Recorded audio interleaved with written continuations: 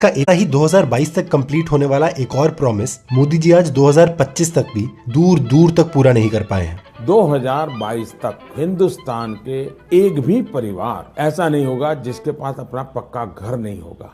जनता को मूर्ख बनाने की फैशन हो गई है, इसलिए वो कुछ भी बोलते रहते हैं। और एक्चुअली मोदी गवर्नमेंट और कई बीजेपी स्टेट गवर्नमेंट्स इससे बिल्कुल उलट काम कर रही हैं, जहां वो लोगों के बने बनाए घरों को बुलडोज करने की डिस्ट्रक्टिव स्ट्रैटेजी को सेलिब्रेट कर रही हैं। विधानसभा में वोट दिया, लोकसभा में वोट दिया, एमसीडी में वोट दिया, बीजेपी को कोई गलत कहता था सबसे पहले आगे खड़े होकर विरोध किया, अब बिल्कुल नहीं। ऐसे बर्बाद करा चोरों के जैसे, रात के 3 बजे डेमोलेशन करा। सुबह कोर्ट में सुनवाई थी।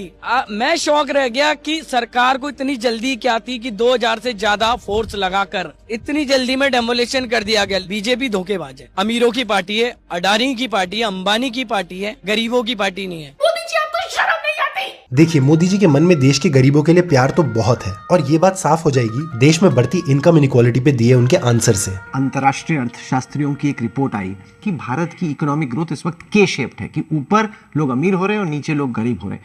आप इसको कैसे देखते हैं, जो इनकम इनइक्वालिटी का विषय? तो क्या सबके सब गरीब होने चाहिए? नहीं, सबके सब गरीब होने चाहिए। एक तो एक उपाय ये है कि भाई कोई डिफरेंस ही नहीं रहेगा, बिल्कुल सब तो माने भाई।